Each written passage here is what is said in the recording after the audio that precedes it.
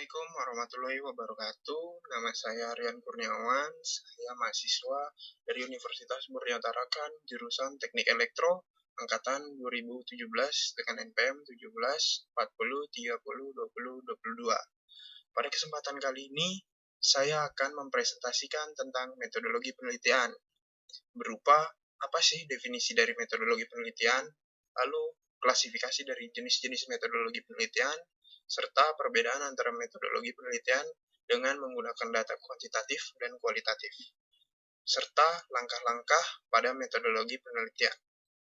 Langsung saja menuju slide yang pertama, yaitu definisi. Definisi dari metodologi penelitian. Mengapa sih kita harus melakukan penelitian? Jika kita berpikir tentang kata metodologi, itu adalah cara mencari atau memecahkan masalah penelitian. Itu berdasarkan Research Institute Industrial 2010. Yaitu dengan kata lain, kita memberikan ide kita sendiri yang terolah dan terpikir oleh otak kita untuk memecahkan suatu permasalahan. Dengan secara jelas, arti dari metodologi penelitian ialah merupakan sebuah cara untuk mengetahui hasil dari sebuah permasalahan yang spesifik, di mana permasalahan tersebut disebut juga dengan permasalahan penelitian. Lanjut slide kedua, apa yang didapatkan dari penelitian? Research atau penelitian yang telah dilakukan memberikan banyak manfaat, tapi terutamanya ialah sebagai original contribution, yaitu berarti kita menuangkan ide kita yang ada di pikiran kita untuk menyelesaikan suatu masalah.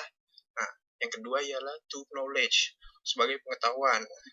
Pada manfaat yang nomor 2 untuk pengetahuan, kita dapat memberikan pengetahuan ke publik tentang bagaimana sih caranya jika kita menghadapi masalah seperti ini. Lanjut saja ke slide yang ketiga, konsep penelitian. Nah, di sini tujuan mendasar dari penelitian yang pertama ialah problem solving, pemecahan sebuah masalah penelitian. Ini adalah tujuan mendasar. Nah, yang kedua ialah sesuai tingkatan atau jenjang akademi. Pada jenjang strata 1, ialah hanya menguji sebuah metode yang ada. Dia menerapkan metode tersebut untuk melakukan atau memecahkan suatu masalah. Nah, pada jenjang S2 ialah mengembangkan sebuah metode. Jadi kita tidak terfokus menggunakan satu metode tersebut untuk memecahkan sebuah masalah penelitian. Jadi kita dapat memodifikasikan dengan menambahkan beberapa rumus modifikasi untuk penyelesaian masalah tersebut. Atau dapat juga melakukan atau mix metode, yaitu menggabungkan antara metode yang lain dengan metode yang satunya. Nah, pada jenjang S3 ialah ranahnya untuk menemukan sebuah metode baru. Nah, dapat terlihat di sini jika tujuan mendasar dari penelitian pada poin 2 ialah masing-masing tingkatan berbeda. S1 hanya menguji, S2 mengembangkan, S3 menemukan. Masuk ke bentuk-bentuk klasifikasi penelitian. Dibagi menjadi 3, yaitu berdasarkan tujuan, metode, jenis data. Nah, dari tujuan ini dipecah ada beberapa, yaitu yang pertama penelitian dasar, penelitian terapan, penelitian evaluasi, penelitian tindakan, dan penelitian dan pengembangan. Yang kedua berdasarkan metode, yaitu ada penelitian survei, penelitian sejarah, penelitian eksperimen, penelitian kebijakan, penelitian ex post facto. Yang ketiga, jenis data. Berdasarkan jenis data, metodologi penelitian dibagi menjadi 3, yaitu berdasarkan data kuantitatif, data kualitatif, dan gabungan, yaitu menggunakan kedua metode yang ada di atas, yaitu data kuantitatif dan data kualitatif. Nah, langsung saja kita menuju ke bagian yang berdasarkan tujuan tadi. Berdasarkan tujuan. Yang pertama ialah penelitian dasar atau basic research. Ialah penelitian yang meliputi pengembangan ilmu pengetahuan. Sedangkan yang kedua, penelitian terapan atau applied research. Merupakan penelitian yang menyangkut aplikasi teori untuk memecahkan permasalahan tertentu. Nah, pada penelitian ini, kita menerapkan sebuah teori yang ada untuk memecahkan masalah tersebut. Nah, itu contohnya untuk penelitian terapan. Ketiga, ada penelitian evaluasi. Penelitian evaluasi atau evaluation research ialah penelitian yang diharapkan dapat memberikan masukan atau dukungan pengambilan keputusan tentang nilai relatif dari dua atau lebih alternatif tindakan. Seperti contoh, research sebelumnya sudah ada yang meneliti tentang si A. Nah, kita meneliti ulang tentang si A agar dapat memberi masukan kepada peneliti yang akan mendatang untuk memperbaiki, entah dari segi metode, dari segi teknik pengumpulan data, atau dari segi yang lainnya. Nah, berdasarkan tujuan yang keempat ada penelitian tindakan atau action research. Ialah penelitian yang dilakukan untuk segera dipergunakan sebagai dasar tindakan pemecahan masalah yang ada. Yang kelima, terakhir, ada penelitian dan pengembangan atau research and development, merupakan penelitian yang bertujuan mengembangkan suatu produk atau sistem sehingga mempunyai nilai kualitas yang baik. Seperti contoh, ada penelitian tentang pengolahan citra untuk mengklasifikasikan buah yang sudah matang atau belum. Nah, di yang penelitian yang pertama, pada yang pertama ialah menggunakan metode klasifikasi yang memiliki akurasinya masih rendah. Nah, kita dapat mengembangkan sistem tersebut dengan menggunakan metode yang lainnya guna untuk mendapatkan hasil akurasi yang lebih tinggi. Nah, ini contoh dari penelitian dan pengembangan yang berdasarkan tujuan tadi. Metodologi berdasarkan tujuan. Masuk ke yang poin 2, ada berdasarkan metode tadi kan. Penelitian survei. Penelitian survei ialah penelitian yang dilakukan dengan mengumpulkan fakta-fakta keterangan aktual, lalu mengerjakan evaluasi serta perbandingan terhadap hal yang telah terjadi, dan hasilnya dapat digunakan untuk pembuatan rencana pengambilan keputusan di masa mendatang. Nah, yang kedua ada penelitian sejarah atau historical research. Merupakan penelitian yang berkenaan dengan analisis yang logis terhadap kejadian yang berlangsung di masa lalu. Jadi kita seperti meneliti sebuah cerita atau bagaimana sih contohnya nih ya, bagaimana sih kejadian Perang Dunia Kedua bisa terjadi. Nah, itu ada kayaknya penelitian sejarah tentang itu. Pada yang ketiga ada penelitian eksperimen. Ialah suatu cara meneliti yang berusaha mencari pengaruh variabel tertentu terhadap variabel lain dalam kondisi yang terkontrol secara ketat. Contoh di bidang elektro ialah pengendalian suhu. Nah, pada pengendalian suhu tidak hanya ada variabel suhu, bisa ada variabel intensitas cahaya juga dapat pengaruh, karena cahaya dapat menciptakan panas. Apabila panas atau cahayanya besar, maka suhunya juga akan naik. Atau jika cahayanya redup atau suhunya juga akan turun kan, karena dia tidak terlalu panas. Ini contohnya. Mencari pengaruh variabel terhadap variabel lain dalam kondisi yang terkontrol. Lalu ada penelitian kebijakan atau policy research, merupakan suatu proses penelitian terhadap masalah sosial yang mendasar, sehingga temuan dapat direkomendasikan kepada pembuat keputusan untuk bertindak dalam penyelesaian suatu masalah tersebut. Yang terakhir, berdasarkan metodologi penelitian berdasarkan metode ialah penelitian ex post facto, ialah suatu penelitian yang meneliti peristiwa yang telah terjadi dan kemudian merunut ke belakang untuk mengetahui faktor yang dapat menimbulkan kejadian tersebut. Ini hampir mirip sih sama penelitian yang historical tadi, yang sejarah kurang lebih. Nah, yang pada pembagian ketiga ialah ada penelitian kualitatif. Nah, ini yang berdasarkan jenis data. Ada 3 tadi kan. Penelitian kualitatif ialah penelitian yang datanya dinyatakan dalam bentuk verbal dan dianalisis tanpa menggunakan analisis statistik. Sedangkan penelitian kuantitatif ialah penelitian yang datanya dinyatakan dalam angka dan dianalisis dengan analisis statistik. Nah, yang ketiga adalah penelitian gabungan.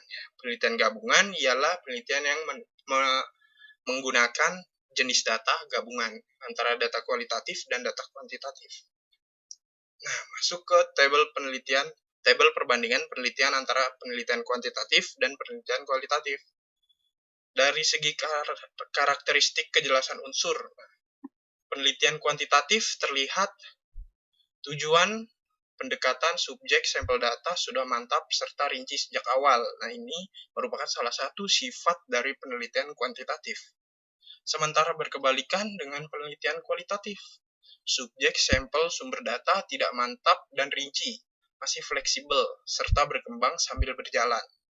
Contohnya seperti kita akan merancang sebuah sistem pendeteksi penyakit pada paru-paru. Nah, ini menurut saya ini merupakan penelitian kuantitatif karena harus direncanakan sematang mungkin untuk hasil yang baik.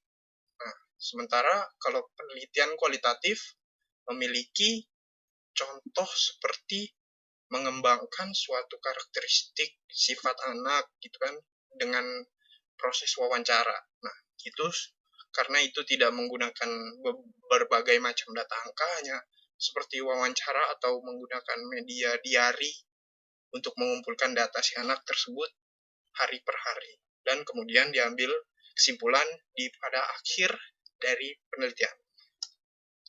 Berdasarkan karakteristik langkah penelitian, pada penelitian kuantitatif, segala sesuatu direncanakan sampai matang ketika persiapan disusun. Sementara pada penelitian kualitatif, langkah penelitiannya baru diketahui dengan mantap dan jelas setelah penelitian selesai. Itu perbedaannya. Masuk pada karakteristik hipotesis. Apa sih hipotesis itu? Hipotesis itu merupakan jawaban terhadap suatu permasalahan yang masih praduga atau belum bersifat real dan masih harus diuji dalam menyelesaikan masalah tersebut. Pada karakteristiknya, penelitian kuantitatif ialah kita harus mengajukan hipotesis penelitian statistik yang akan diuji dalam penelitian. Nah, hipotesis menentukan hasil yang diramalkan. Nah, pada penelitian kuantitatif ini, kita harus mengajukan hipotesis atau jawaban sementara kita yang masih bersifat praduga untuk menyelesaikan masalah tersebut. Nah, sementara pada penelitian kualitatif, ia tidak mengemukakan hipotesis sebelumnya, tapi dapat lahir selama penelitian berlangsung sehingga hasil penelitian bersifat terbuka. Nah, jadi pada dasarnya penelitian kuantitatif ialah kita mengembangkan atau mengajukan hipotesis pada saat awal sebelum melakukan penelitian atau metode yang kita lakukan. Sementara penelitian kualitatif ialah dia tidak mengemukakan pendapat di awal atau tidak mengajukan hipotesis di awal, tetapi pada akhirnya dia diharapkan dapat menciptakan hipotesis baru. Lanjut lagi karakteristik dari desain. Nah, desain pada penelitian kuantitatif ini jelas dengan langkah dalam penelitian dan hasil yang diharapkan. Nah, berarti antara desain dan langkah-langkahnya sudah jelas sehingga hasil yang didapat ya kita sudah ada gambaran gitu gimana. Tapi berbeda dengan penelitian kualitatif, desain penelitian yang fleksibel dengan langkah dan hasil yang tidak dapat dipastikan. Seperti contoh tadi, kita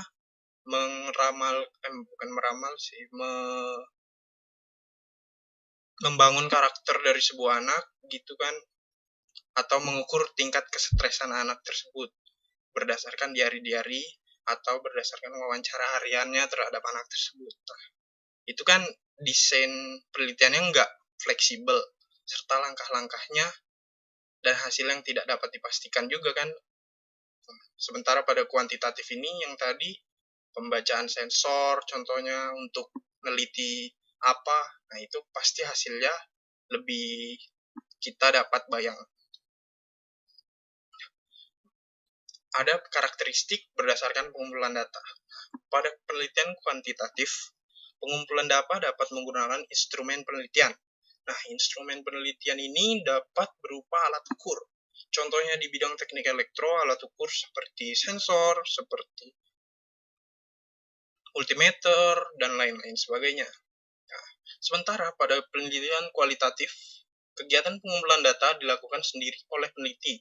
Nah, peneliti tersebut sebagai instrumen penelitian, atau si peneliti tersebut ialah sebagai alat ukurnya untuk mendapatkan data, berkebalikan dengan penelitian kuantitatif.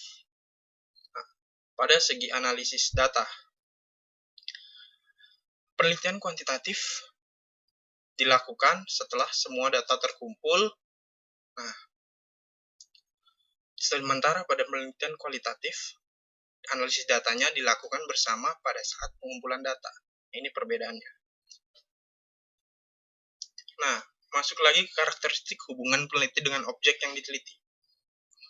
Pada penelitian kuantitatif, hubungan objek peneliti dengan objek yang diteliti itu bersifat bebas, tidak memiliki keterikatan satu sama lain. Sementara pada penelitian kualitatif, interaktif, dan tidak dapat dipisahkan. Yang seperti saya contohkan tadi. Karakteristik hubungan variabel. Pada penelitian kuantitatif,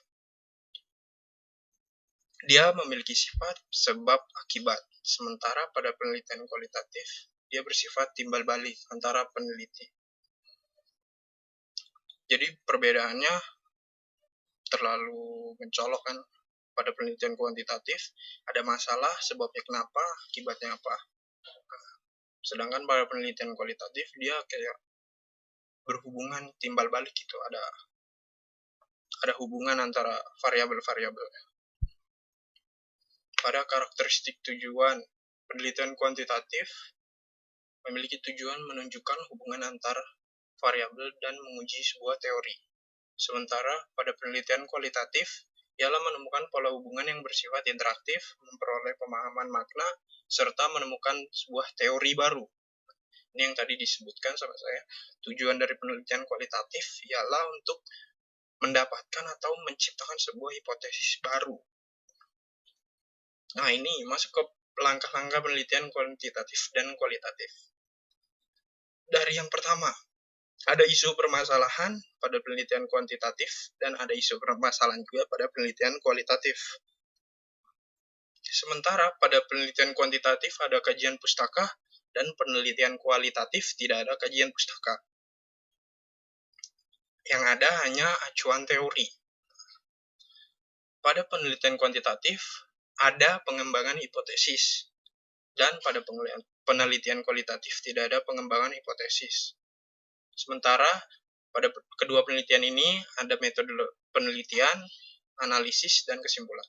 Terlihat dari gambar ini perbedaannya ialah pada penelitian kualitatif tidak adanya pengembangan hipotesis dan kajian pustaka.